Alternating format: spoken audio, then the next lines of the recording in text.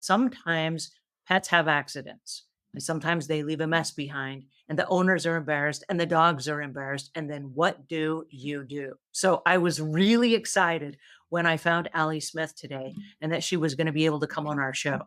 And the reason I was excited is because she has trained over 1,200 dogs. So she used to be a pet sitter, and then she moved into being a pet trainer. And she's got one of the best dog blogs that is up and running right now. And so she's got a wealth of information for us. And she's the owner of a company called Rebarkable. Isn't that a cool name? So please help me welcome Allie Smith to our show. How are Hi. you today? Good. Thank you very much for having me. I'm really excited to get the opportunity to talk to your audience because I think, we all love our animals and we all want the best for them. And it's going to be a really interesting one to dive into.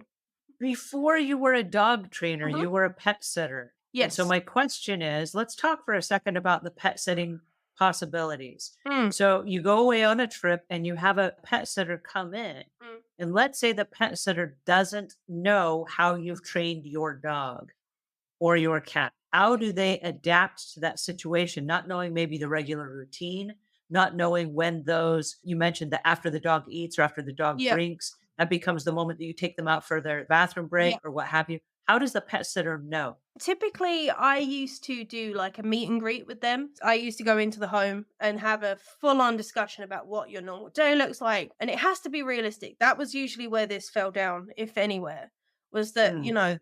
the homeowner and the pet parent would give you this like slightly rose tinted version of their life.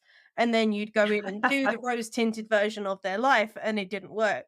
I'm sure, like in your industry, it must be the exact same thing. So I used to go in, have a really solid conversation, and say, okay, well, I can't be you because I can't be here 24/7. So, how do we best meet your dog, your cat, their needs whilst you're not here? And then it would kind of be like a negotiation of, okay, well, then let's do 2 visits, 3 visits, 10 visits. I'll stay overnight, whatever it is that you need. That's then how I will try and fit in. That's when you suddenly learn that other people's cleanliness standards aren't necessarily yours. And that used to be an interesting conversation. But, in the main, it was kind of a just make it work. And then if they asked me to come again, it'd be okay, well, I have now partnered with the local cleaning team and this is what's going to happen. Are Not you just talking saying, about severe cases of neglect in a home, for example, where there's extra clutter? yeah. So, like, I used to do overnight stays as well. And that would be when I'd get particularly, cautious about where I was going.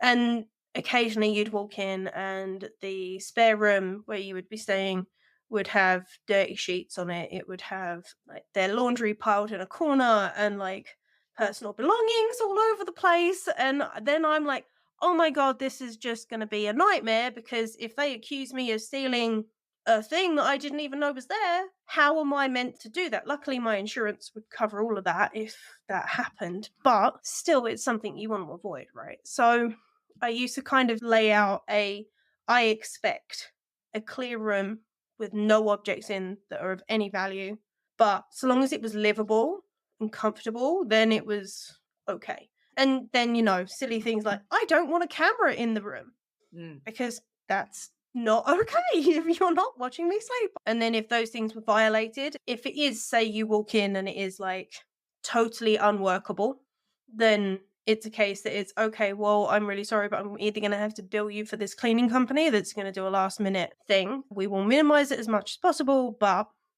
this is your option. You either have this or they go to your emergency contact.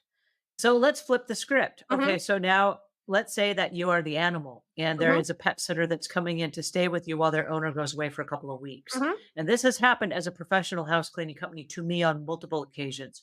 We've had the homeowner go away on a trip and we come to do our regular cleaning and there will be accidents in the house and there will be pet vomit and things like that where I'm thinking it was a stressful situation because the animal is now out of its regular Mm-hmm. routine because the homeowner is gone.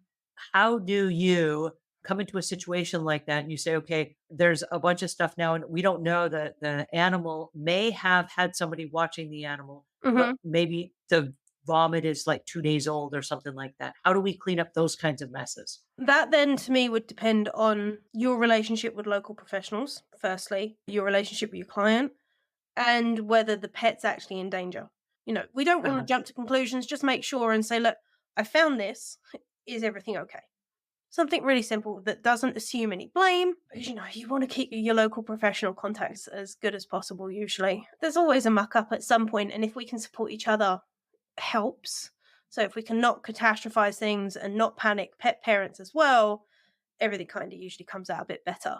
But like I said, just depends on whether you think the pet's in danger. So from my side of things, as a pet sitter, I used to ask if there was a cleaning company coming or window cleaners, anything like that, so that they could make them aware that I was going to be in the house and give them Mhm. my contact details. And like, say, for whatever reason, I was a pet sitter, I did know that the cat had vomited before I left. I would probably be polite enough to text you guys and go, "Hey, Fluffy's puked. I'm running out the door. If you don't want to get to it, don't worry. I'll do it when I'm back at lunch," or whatever. Mhm. But if you can, I'd be grateful, sort of thing. But it wouldn't be expected from my side of things. As the homeowner, No, as the pet sitter, I wouldn't expect as the you pet guys. sitter. Okay. If the pet's my responsibility, I wouldn't be expecting you to clean that up. Okay. This has been really highly interesting. Thank you so much, Ali, No for joining problem. us today and for having this conversation. I want to thank all of you guys that joined us and have all of your comments here. If there's anything we missed, because we do have some here about anxiety and what happens with your dog,